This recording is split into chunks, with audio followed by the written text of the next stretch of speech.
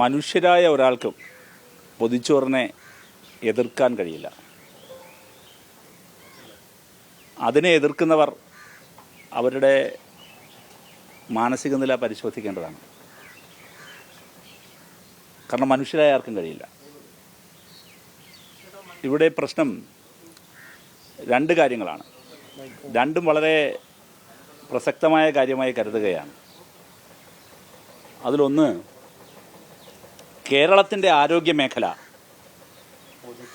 ഏറ്റവും അധികം ശ്രദ്ധേയമായി ലോകത്ത് തന്നെ മാറിയതിൻ്റെ കാരണം അത് പബ്ലിക് പാർട്ടിസിപ്പേഷനാണ്. വ്യത്യസ്ത സാമൂഹ്യ സംഘടനകളുടെ നിസ്വാർത്ഥമായ ഇടപെടലുകളാണ്. നിങ്ങൾ ശ്രദ്ധിച്ചിട്ടില്ലേ, നമ്മുടെ ചില സ്കൂളുകളിലെല്ലാം നമ്മൾ അത്തരത്തിൽ ലെസൺ കുട്ടികൾക്ക് ലേൺ ചെയ്യിപ്പിക്കും. എന്താണ്? നിങ്ങൾ ഒരു ദിവസം പൊതിച്ചോറ് കൊണ്ടുവരണം, അതടുത്ത ഏതെങ്കിലും ഒരു അനാഥാലയത്തിന് കൊടുക്കണം, ഇല്ലെങ്കിൽ ഏതെങ്കിലും ഒരാളിന് കൊടുക്കണം. ഇതെല്ലാം എന്താണ്? അതിനെയാണ് ലേണിംഗ് എന്ന് പറയുക. എന്താ? നല്ല പാഠങ്ങൾ പഠിപ്പിക്കുകയാണ്. കേരളം ഇന്നോളം പഠിപ്പിച്ച് വളർന്ന പാഠം മറ്റുള്ളവർക്ക് കൊടുക്കുക എന്നുള്ളതാണ്. അതങ്ങനെയാണത് വരിക. അപ്പം ഞങ്ങൾ DYFIയുടെ ഹൃദയപൂർവ്വം പദ്ധതിയുടെ ടാഗ് ലൈൻ വയറെരിയുന്നവരുടെ മിഴി നിറയാതിരിക്കാൻ എന്നാണ്. വയറെരിയുന്ന മനുഷ്യരുടെ മിഴി നിറയാതിരിക്കാനാണ് ഇത് നൽകുന്നത്.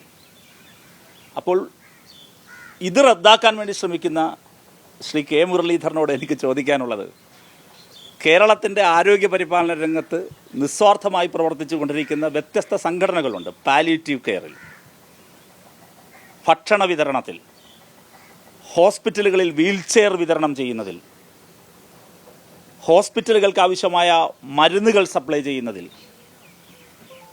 അതെല്ലാം ഈ ഒറ്റ പ്രസ്താവനയിൽ റദ്ദാക്കാൻ ശ്രീ കെ മുരളീധരന് കഴിയുമോ? അങ്ങനെ ഒന്ന് ചിന്തിക്കുക പോലും ചെയ്യുന്നത് എത്ര കണ്ട് ആത്മഹത്യാപരമാണ്. അവിടെയാണ് ഞാൻ മാനസിക നില പരിശോധിക്കപ്പെടേണ്ടതുണ്ട് എന്ന് പറയുന്നത്. എത്ര ആത്മഹത്യാപരമാണത്. ഞാനതിനെ കേവലമായി നിങ്ങളതിനെ കാണരുത്. ഈ പറയുന്നത് ഒറ്റയടിക്ക് ചിലപ്പോൾ DYFIയോട് വെറുപ്പുള്ള ഏതെങ്കിലും ഒരാൾക്ക് കൊള്ളാലോ, DYFIക്ക് ഒരു പണി കിട്ടിയല്ലോ എന്ന് തോന്നുകയാണ്. എന്താണതുകൊണ്ട് അർത്ഥാക്കുന്നത്? ഇപ്പോൾ കമ്മ്യൂണിറ്റി കിച്ചൺ എന്ന് പറയുകയാണ്. നിങ്ങൾ കമ്മ്യൂണിറ്റി കിച്ചൺ തുടങ്ങുന്നേ, ഗവൺമെൻറ്റിന് അങ്ങനെ ഒരു പ്രോജക്റ്റ് ഉണ്ടെങ്കിൽ തുടങ്ങ്. കമ്മ്യൂണിറ്റി കിച്ചണും ഇതുമായി യാതൊരു ബന്ധമില്ല. ഹൃദയപൂർവ്വം പദ്ധതി അതിന് ഈ കമ്മ്യൂണിറ്റി കിച്ചണുമായോ വർഷങ്ങളായി മെഡിക്കൽ കോളേജുകളിൽ, ആശുപത്രികളിൽ വിവിധ തരത്തിൽ ഭക്ഷണ വിതരണം നടത്തുന്ന ഒരുപാട് സംഘടനകളുണ്ട്. ആ സംഘടനകൾ നടത്തുന്ന പ്രവർത്തനവുമായിട്ടോ DYFI നടത്തുന്ന ഈ പ്രവർത്തനത്തെ ബന്ധപ്പെടുത്തേണ്ടതില്ല. ഇതെങ്ങനെയാണ്?